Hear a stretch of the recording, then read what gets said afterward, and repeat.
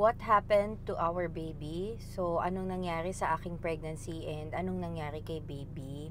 Sakto, andito kami ngayon ni Daddy sa resting place, sa columbarium kung nasaan si baby. It's his 49th day and I felt na kaya ko nang ikwento sa inyo. And also, para ma-remember na rin, in order to remember him and kung ano yung pinagdaanan namin.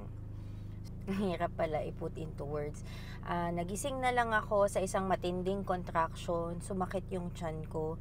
And alam niyo yung mother's instinct na parang may problema, parang walang laman yung tiyan ko, ganun yung pakiramdam ko. So agad-agad pumunta ako sa CR, kinuha ko yung fetal Doppler ko, and hinanap ko agad kung may heartbeat, and hindi ko talaga mahanap. Ang ano pa dito is the night before, chinek ko muna yung fetal heartbeat ni baby, ang lakas-lakas. Yun pa yung huling post ko dito sa TikTok. So, ang nangyari after that, inisip ko baka low bat and then pinalitan ko yung battery, pumunta ako sa walk-in closet, natagpuan na lang ako ng asawa ko doon na hubot-hubad at hinahanap pa rin yung heartbeat ni baby. Siya na rin yung nagsabi na tara na, pumunta na tayo sa ospital. Minessage ko din yung OB ko and yun din yung sinabi niya. Ang ospital po ay 5 minutes away lang sa aming bahay. Kung matraffic pa 10 minutes. Pero dahil madaling araw yon, ang bilis namin nakarating. Pagdating doon, inaantay na ako ng mga resident doctors. And nung kinabit na nila sa akin yung machine na pang non-stress test, NST, hindi talaga nila ma-detect si baby. Nakikita ko na nagpapanik na rin sila and syempre kinakabahan na rin ako. Meron na ring nurse na tinulungan na rin maghanap through the manual Doppler, pero wala na talagang heartbeat si baby. 29 weeks ako noon, so 7 months pregnant. Tinatanong ko sila anong nangyari, pero they have to confirm daw through an ultrasound. Sabi ko pa nga, inaantay nyo na lang ba na sabihin sa akin na wala na. Dumating yung sonologist mag-8 a.m. and kitang-kita ko sa screen, kahit iyak ako ng iyak. Wala nang color, wala na akong heartbeat na naririnig. And syempre, gusto kong gawin lahat, kaya sabi ko, i-CS na ako. But later on ko nang nalaman na hindi talaga pwede kasi ang taas na ng BP ko, umabot ako sa 170/100. So, nag-pre-eclampsia na ako.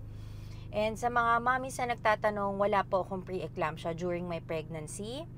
Healthy pregnancy po ako. Bed rest ako because nag-soften yung cervix ko, but not due to high blood. Minomonitor ko lagi yung aking blood pressure and naka-bed rest nga po ako. So, ang bilis. Sobrang bilis ng pangyayari. Nagising ako, wala pang 2 oras, wala na daw heartbeat si baby. The doctors, the nurses, hindi pa nila masabi sa akin kung bakit. Kasi sa ultrasound, okay lahat. Yung itsura ni baby, walang cord coil. So, tinanong ko na yung doktora, ano ang next step? Kung ayaw nyo akong CS, ano ang next step? Kailangan na daw nila akong i-induce and I have to deliver the baby. Normal delivery, hindi nila ako pwedeng i-CS. Sa sobrang taas ng BP ko that time, pwede na ako mag-seizure, pwede na akong duguin. So, I always felt na niligtas ako ng anak ko. Hindi niya na pinapili yung daddy niya kung ako o siya. Talagang sabi niya, Mami, kailangan, safe ka, ganyan. So, ang naaalala ko that time is nilipat na ako dun sa birthing room na mag-isa lang ako and kasama ko yung asawa ko. Kasi nung una dun ako nakalagay sa delivery room, nakasama ko yung ibang mga buntis na ang lalakas ng heartbeat and dadalhin sila sa operating room, sa recovery room, kasama nila yung mga baby nila na ako alam ko, i-deliver ko si baby na wala na. So, hindi nila sinasabi sa akin that time kung ano yung mga dangers na pwedeng mangyari. Pero naaalala ko, dumating yung anesthesiologist and nagmamadali silang makapitan ako ng magnesium sulfate, para pababain na yung BP ko. So, at that time, nagle-labor ako. First time kong ma-experience ang labor. Masakit, pero dahil syempre painful din dito, mas masakit yung emotional pain, nagsasabay yung physical pain sa first baby ko kasi hindi ako nag-labor. So, ang sakit. So, that was morning, 'di ba? Nanganak ako 11 past 11 p.m. So, nangyari lahat to isang araw. Nalaman namin wala na si baby, na-deliver namin si baby, and nakasama namin siya. So, kasama namin siya ng husband ko hanggang niyakap namin siya, kasama namin siya sa room. And that time, pinapababa pa rin nila yung BP ko. And when I delivered the baby and the placenta, doon nila nakita yung cause of death, which is abruptio placenta. So, humiwalay yung placenta ko sa aking uterus, kaya nawalan din ng oxygen and nutrients si baby. The same time, kahit na hindi na humiwalay, yung coil niya mismo is coil, ang tawag dito, nakabuhol.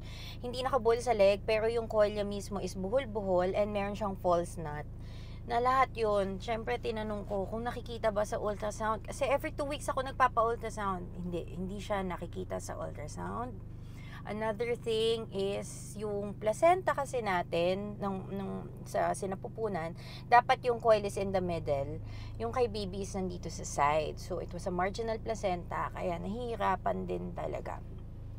So, ito yung mga nangyari. Na-hospital ako dahil nga pinapababa yung BP.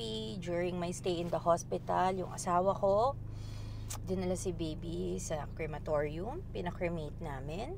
Iniwan mo na dun sa repository. Nantay nila akong makalabas para may pasok naman namin siya dito sa columbarium.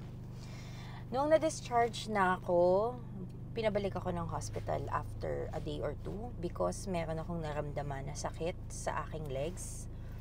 Hindi ko alam kung puputulin ko tong video for another story, but to cut it short, I tested positive for APAS, anti-phospholipid syndrome. So, this is common sa mga babae na nakaka-experience ng multiple miscarriages.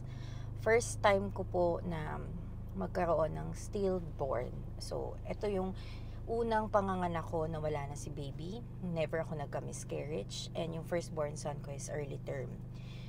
Nalaman po namin na positive ako sa APAS because I took the test. So, hindi kasi malalaman yung APAS dahil lang sa mga symptoms na ganun. You have to take the test and yun, I tested positive for APAS and yun yung inaano ko ngayon. Yun naman yung every week kaming nasa ospital ngayon because mahirap i-manage yung APAS.